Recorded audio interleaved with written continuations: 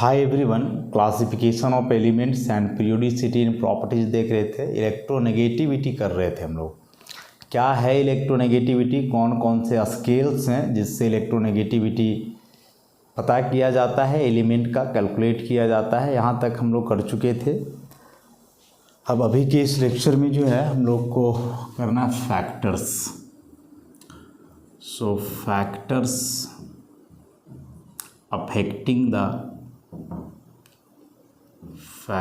affecting the electronegativity।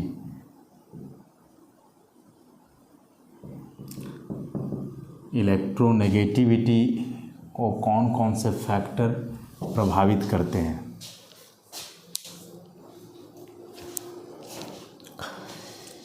तो कई factors होंगे, जैसे पीछे हमने आयोनाइजेशन एनर्जी में देखा, इलेक्ट्रॉन एफिनिटी में देखा, वैसा ही इलेक्ट्रोनेगेटिविटी के लिए कई फैक्टर्स हैं। सबसे पहला इसमें आ जाता है इफेक्टिव न्यूक्लियर चार्ज। तो डायरेक्ट इसे हम लिखते हैं कि जो इलेक्ट्रोनेगेटिविटी होता है किसी भी एलिमेंट का, वह डायरेक्टली प्रोपोर्शनल होता है इफेक्टिव न्यूक्लियर चार्ज का। जितना ज़्यादा इफेक्टिव न्यूक्लियर चार्ज होगा उतना ही अधिक इलेक्ट्रोनेगेटिविटी, मतलब उस एलिमेंट का बॉन्डेड इलेक्ट्रॉन को अपनी ओर विड्रॉ करने का टेंडेंसी, एबिलिटी उतना ही ज़्यादा होगा। Next, atomic size.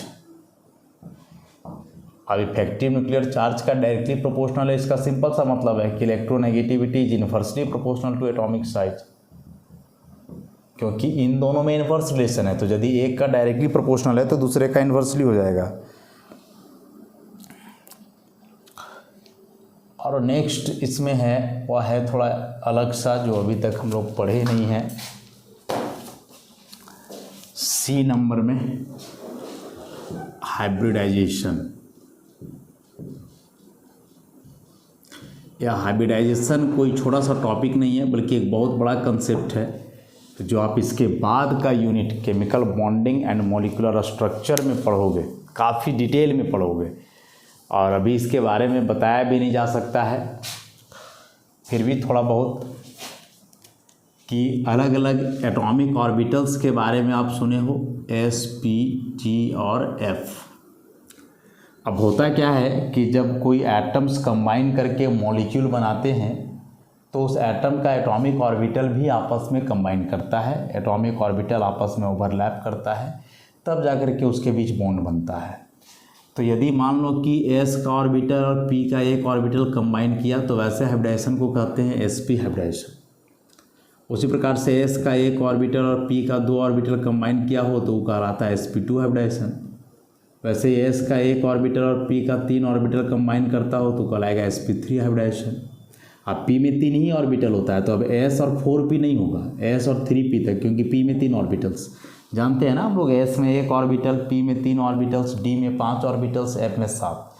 तो एटम कंबाइन करके मॉलिक्यूल बनाते हैं तो एटम का एटॉमिक ऑर्बिटल्स भी आपस में कंबाइन करता है और जाकर के फॉर्मेशन होता है किसका, हाइब्रिड ऑर्बिटल का। और ये हाइब्रिड ऑर्बिटल का नाम है sp, sp2, sp3, जो बताता है कि S का एक ऑर्बिटल, P का एक ऑर्बिटल, S का एक ऑर्बिटल, P का दो ऑर्बिटल, S का एक ऑर्बिटल, P का तीन ऑर्बिटल, ऐसे ही ऑर्बिटल के बारे में बतलाता है सब ऐसा।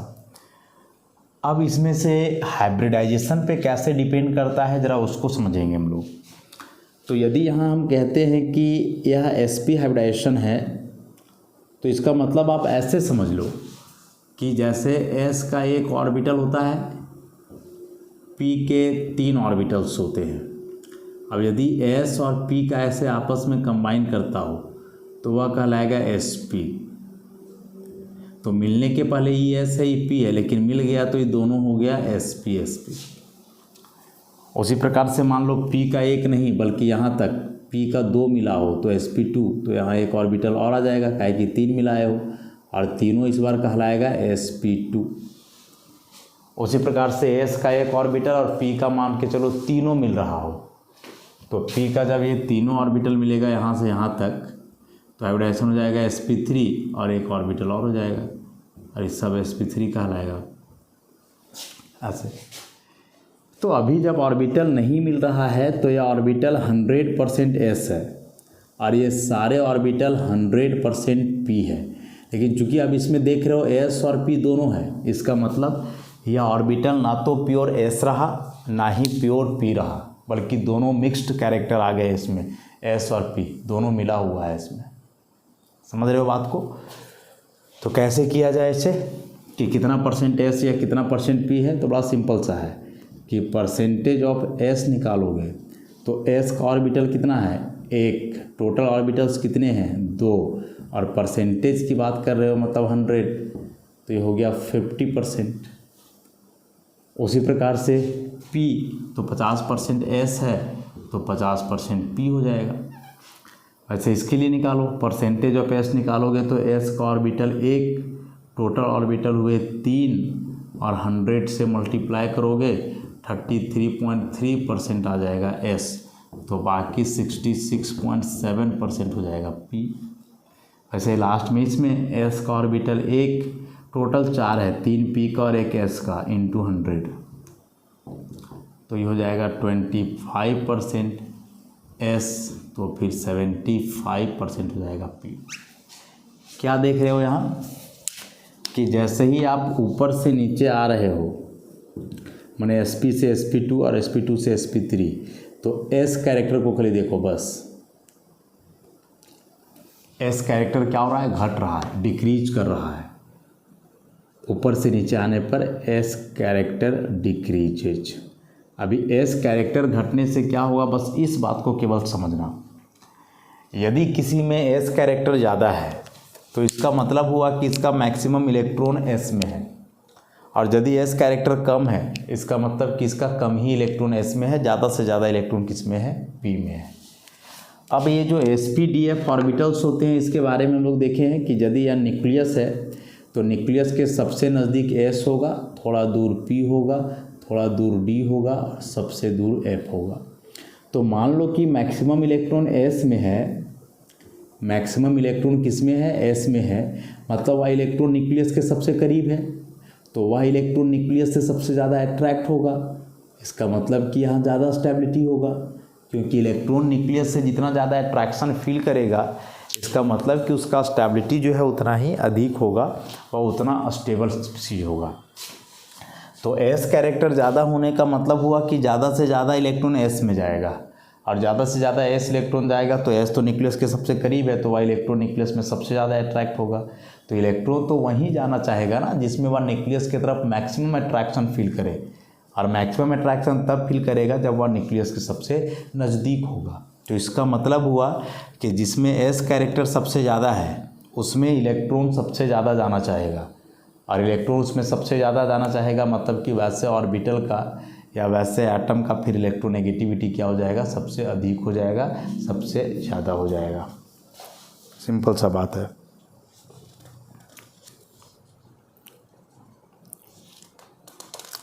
वही देखोगे नोट्स में लिखा हुआ है कि S orbital is smaller than other orbitals, कि एस ऑर्बिटल का साइज बाकी ऑर्बिटल्स की तुलना में छोटा है और यह न्यूक्लियस के सबसे करीब है।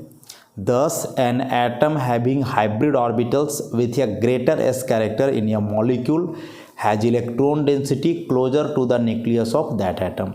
इसलिए बोल रहा है कि एक ऐसा एटम जिसमें उसके हाइब्रिड ऑर्बिटल में एस कैरेक्टर ज़्यादा हो तो उसका जो इलेक्ट्रॉन होगा वह न्यूक्लियस के ज़्यादा नज़दीक होगा। इसका मतलब कि as the S character increases, कि जैसे जैसे एस कैरेक्टर बढ़ेगा the atomic radius of the atom decreases, तो उस एटम का रेडियस क्या होगा? घटेगा। सिंपल सी बात है कि ज़्यादा से ज़्यादा इलेक्ट्रॉन एस में है तो न्यूक्लियस की तरफ ज़्यादा अट्रैक्ट होगा तो उसका साइज थोड़ा सा कॉन्ट्रैक्ट भी तो करेगा, घटेगा। जो एस कैरेक्टर इसमें ज़्यादा होता है उसका साइज कम होता है, और यहाँ से देख करके चलोगे मिला करके तो साइज़ कम है तो इलेक्ट्रोनेगेटिविटी ज़्यादा होगा। तो आप डायरेक्टली ऐसे समझ लो या फिर साइज़ के आधार पर लेकर के चलो, एक ही बात होगा। तो as the S character increases the atomic radius of the atom decreases and hence the ability of the atom to attract shared pair of electrons increases. और इसीलिए फिर वैसे एटम का शेयर्ड पेयर इलेक्ट्रॉन को अपनी ओर खींचने का एबिलिटी बढ़ेगा, और बढ़ेगा इसका मतलब हुआ कि उसका इलेक्ट्रोनेगेटिविटी क्या करेगा, इन्हांस करेगा, इंक्रीज करेगा। तो यहाँ से एक कंक्लूजन क्या सामने आया कि जो इलेक्ट्रोनेगेटिविटी है वह डायरेक्टली प्रोपोर्शनल होगा परसेंटेज ऑफ एस कैरेक्टर का। अब जब हाइब्रिडाइजेशन पढ़ेंगे इसको तब ज़्यादा क्लियर हो पाएगा, अभी जितना हो सके समझो। कार्बन हम लोग जानते हैं कि 3 प्रकार का बॉन्ड बनाता है। एक कार्बन कार्बन सिंगल बॉन्ड होता है, कार्बन कार्बन डबल बॉन्ड और कार्बन कार्बन ट्रिपल बॉन्ड, ऐसा।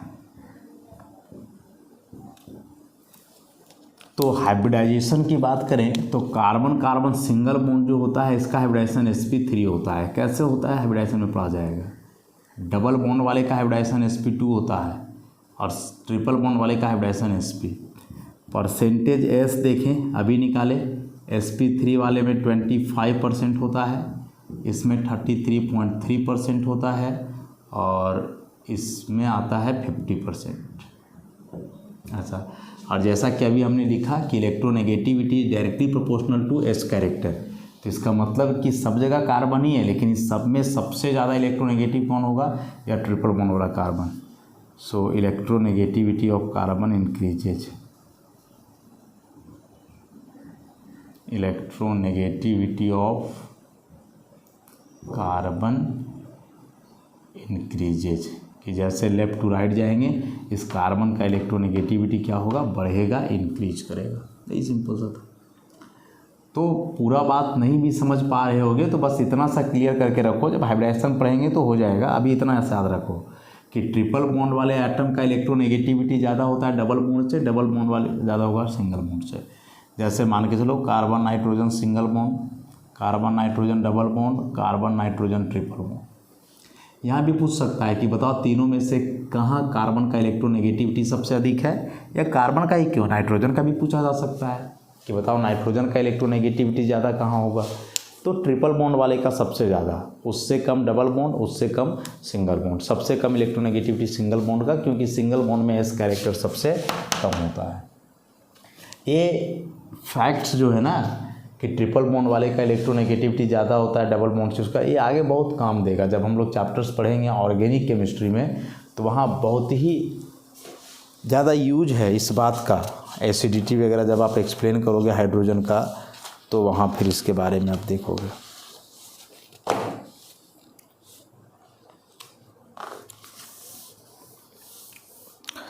नेक्स्ट है इसमें इफेक्टिव न्यूक्लियर चार्ज और एटॉमिक साइज के बाद अगला उस एटम का oxidation state.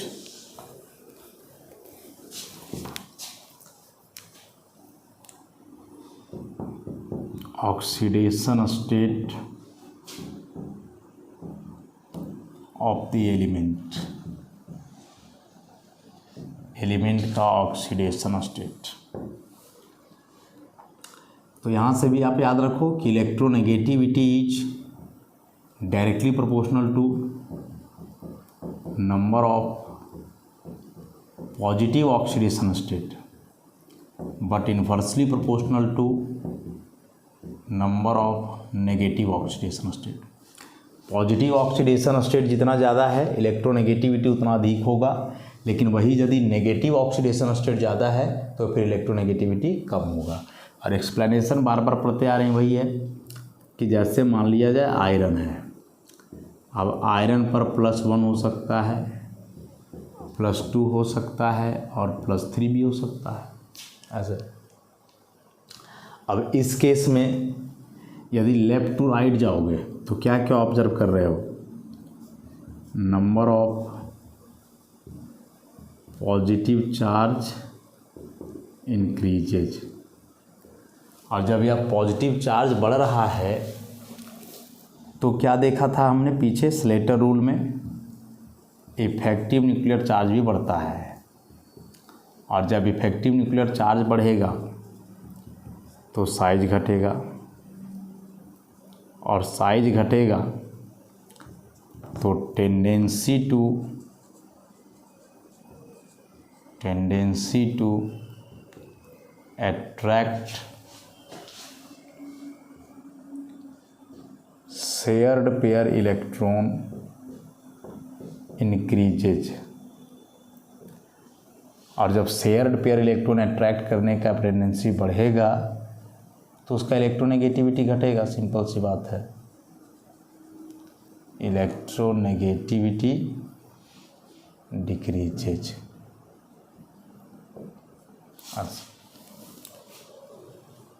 Sorry, tendency to attract shared pair electron increases, तो ये भी इंक्रीज करेगा ना, बढ़ेगा, इंक्रीजेज।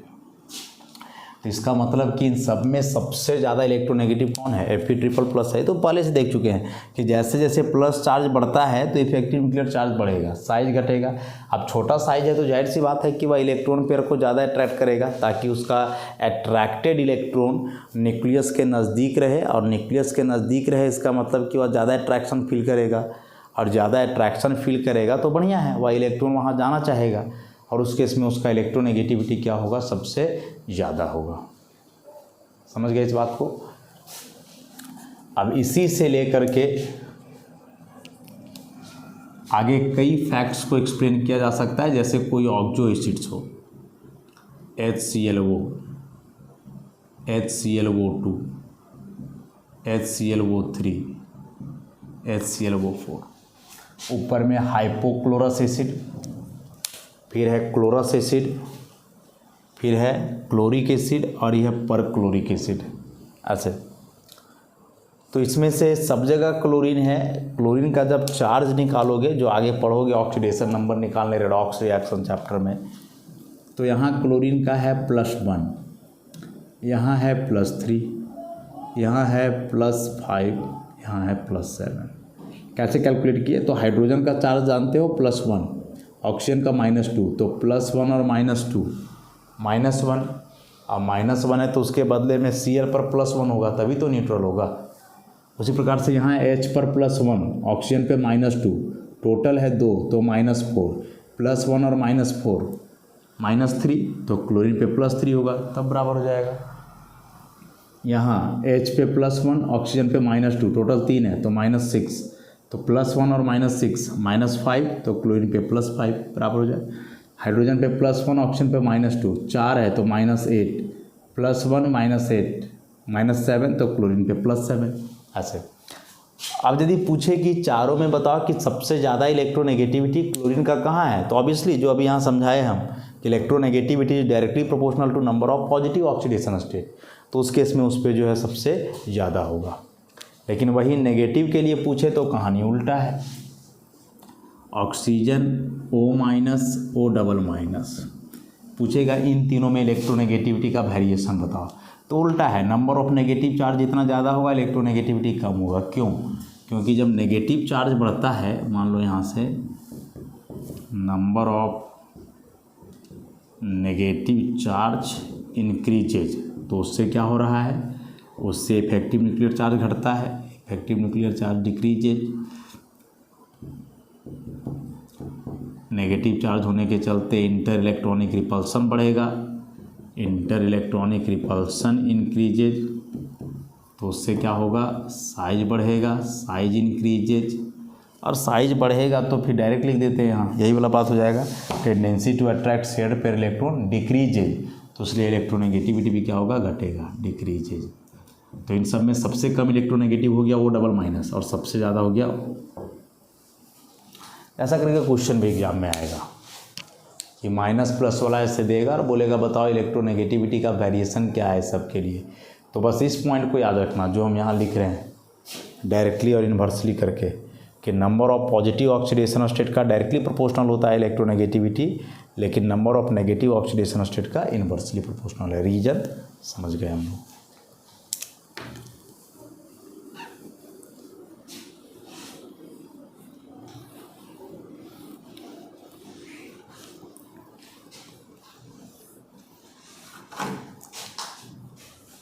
नेक्स्ट टॉपिक मतलब नेक्स्ट फैक्टर जो इलेक्ट्रोनेगेटिविटी को प्रभावित करता है वह है बॉन्ड ऑर्डर।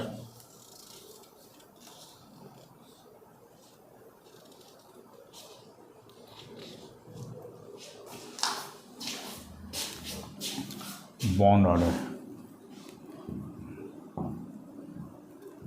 बॉन्ड ऑर्डर क्या होता है? तो bond order is the number of covalent bonds between the two atoms. दो एटम के बीच जितना कोवेलेंट बॉन्ड है वही बॉन्ड ऑर्डर कहलाता है। जैसे carbon carbon single bond, carbon carbon double bond, carbon carbon triple bond, carbon oxygen single bond, carbon oxygen double bond, carbon oxygen triple bond. तो यहाँ से आप याद रखोगे कि electronegativity is directly proportional to bond order. Bond order का directly proportional होगा कौन? इलेक्ट्रोनेगेटिविटी। तो यहाँ सिंगल बॉन्ड है मतलब कि इसका बॉन्ड ऑर्डर हो गया 1, डबल बॉन्ड है मैंने 2, ट्रिपल बॉन्ड है मैंने 3। वैसे यहाँ बॉन्ड ऑर्डर निकालोगे, सिंगल बॉन्ड है तो 1, डबल बॉन्ड है तो 2, ट्रिपल बॉन्ड है तो 3। अब इससे ज़्यादा ही हो जाएगा, इससे ज़्यादा ही हो जाएगा। मतलब यहाँ कार्बन से ज़्यादा इलेक्ट्रोनेगेटिव यहाँ का कार्बन, इससे ज़्यादा इलेक्ट्रोनेगेटिव यहाँ। वैसे यहाँ कार्बन और ऑक्सीजन जो दोनों से ज़्यादा इलेक्ट्रोनेगेटिव होगा यहाँ का कार्बन ऑक्सीजन, और उससे भी ज़्यादा इलेक्ट्रोनेगेटिव होगा वहाँ का कार्बन और ऑक्सीजन। इसको आप एस कैरेक्टर के आधार पर भी तो एक्सप्लेन किए थे। तो वही बात है, ट्रिपल बॉन्ड वाले में एस कैरेक्टर ज़्यादा होता है, और एस कैरेक्टर ज़्यादा होने से इलेक्ट्रोनेगेटिविटी क्या होता है? अधिक होता है। तो ये कुछ फैक्टर्स थे जो किसी भी एटम के इलेक्ट्रोनेगेटिविटी को प्रभावित करते हैं, किसी एलिमेंट के इलेक्ट्रोनेगेटिविटी को। इसमें से एक है इलेक्ट्रोपॉजिटिव कैरेक्टर।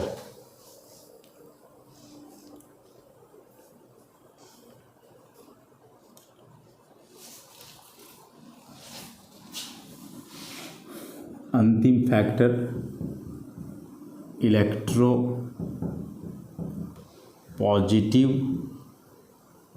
कैरेक्टर, या इसी को हम कह सकते हैं मेटेलिक कैरेक्टर। तो इलेक्ट्रोनेगेटिव का उल्टा नहीं लग रहा है सुनने से, इलेक्ट्रोपॉजिटिव।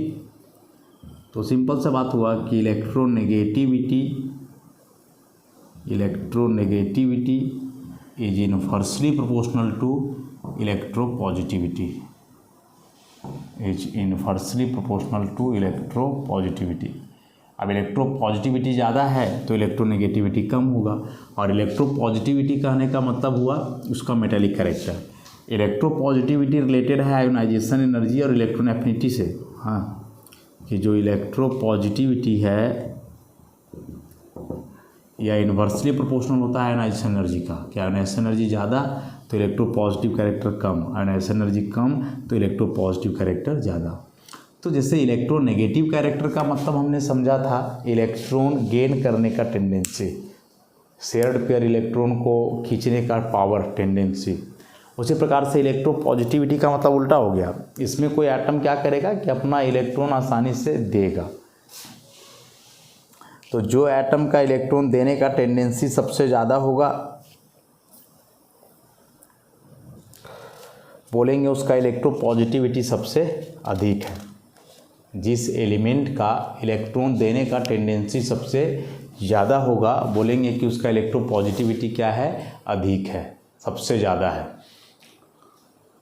तो उसमें से पूरे पीरियोडिक टेबल में सीजियम, उसके बाद फ्रांसियम, सीजियम का इलेक्ट्रॉन देने का टेंडेंसी सबसे ज़्यादा है। तो बोलेंगे मोस्ट इलेक्ट्रोपॉजिटिव एलिमेंट सीजियम। जैसे मोस्ट इलेक्ट्रोनेगेटिव होता है कौन? फ्लोरीन। वैसे मोस्ट इलेक्ट्रोपॉजिटिव एलिमेंट कौन है? सीजियम। हालांकि इससे भी ज़्यादा फ्रांसियम है, लेकिन फ्रांसियम एक इलेक्ट्रॉन लूज करने के बाद Fe+ बनाएगा, Fr+। तो यह एक रेडियो एक्टिव एलिमेंट है। रेडियो एक्टिव एलिमेंट ऐसे स्टेबल नहीं होते हैं बहुत ज़्यादा, तो इसको हम लोग कंसिडर नहीं करेंगे। तो फ्रांसियम के बाद caesium is the most electropositive element, और चूंकि यह सबसे ज़्यादा इलेक्ट्रोपॉजिटिव है तो सबसे कम इलेक्ट्रोनेगेटिव होगा।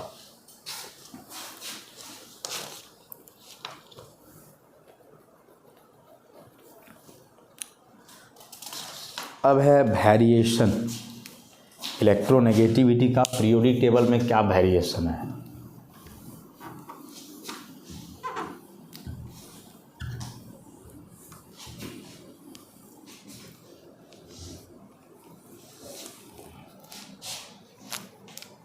तो वेरिएशन ऑफ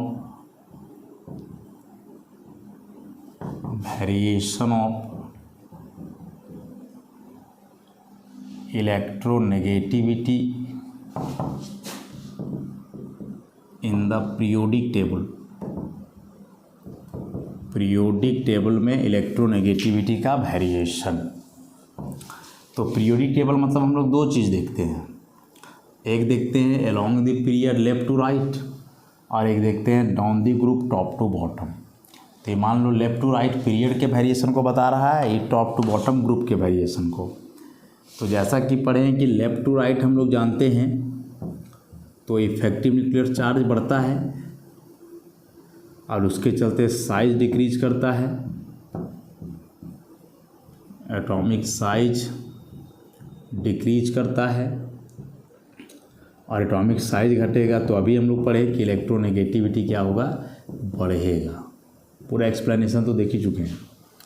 और यही काम उल्टा कि ऊपर से नीचे आते हैं हम लोग तो जेड इफेक्टिव ऑलमोस्ट कांस्टेंट होता है लेकिन नंबर ऑफ सेल बढ़ता है, लेकिन नंबर ऑफ सेल बढ़ता है और नंबर ऑफ सेल बढ़ने से साइज बढ़ता है, एटॉमिक साइज बढ़ेगा और एटॉमिक साइज बढ़ेगा तो इलेक्ट्रोनेगेटिविटी घटेगा, इलेक्ट्रोनेगेटिविटी डिक्रीज है। अब कुछ एग्जांपल जैसे पीरियड में आप ले लो, सेकेंड पीरियड के element lithium, beryllium, boron, carbon, nitrogen, oxygen, fluorine. Polling scale पे जो इलेक्ट्रोनेगेटिविटी मेजर किए गए हैं एलिमेंट्स का, तो लिथियम का 1.0 है, इसका 1.5 है, 2.0, 2.5, 3.0, 3.5 एंड 4.0। 0.5 का अंतर है, याद रखने में आसानी होगा। सेकेंड पीरियड के एलिमेंट्स का यह इलेक्ट्रोनेगेटिविटी है 1.0, 1.5, 2.0, 2.5, फिर नाइट्रोजन का 3.0, ऑक्सीजन का 3.5, फ्लोरीन का 4.0। तो बताया कि पॉलिंग स्केल पे सबसे ज़्यादा इलेक्ट्रोनेगेटिव एलिमेंट फ्लोरीन ही है, इलेक्ट्रोनेगेटिविटी जिसका कितना है 4.0। और वही यदि ग्रुप की बात करें हम लोग तो जैसे ग्रुप 17 एलिमेंट ले लो, fluorine, chlorine, bromine, iodine, astatine को नहीं करना है, इसका इलेक्ट्रोनेगेटिविटी 4.0, 3.0, 2.8 और इसका 2.5। तो ऊपर नीचे आने से इलेक्ट्रोनेगेटिविटी घट रहा है। कोई दिक्कत नहीं कि ऊपर से नीचे आएंगे तो इलेक्ट्रोनेगेटिविटी घटेगा, रीजन लिखा हुआ है। लेफ्ट टू राइट जाएंगे तो इलेक्ट्रोनेगेटिविटी बढ़ेगा, कारण स्पष्ट किया हुआ है। तो ऐसे करके एग्जाम में पूछ सकता है, इसमें से कोई भी 4 एलिमेंट दे देगा और इसका अलग अलग ऑर्डर दे देगा और बोलेगा करेक्ट ऑर्डर ऑफ इलेक्ट्रोनेगेटिविटी कौन सा है, ऐसे करके जैसे क्वेश्चन कर लें हम लोग।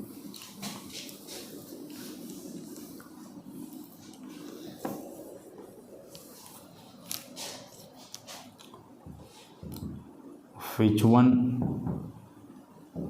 is the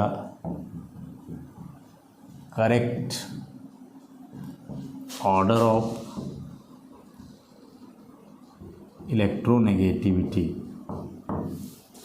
Option: oxygen, fluorine, chlorine, bromine. फिर दे देगा नाइट्रोजन, सल्फर, क्लोरीन, ब्रोमीन।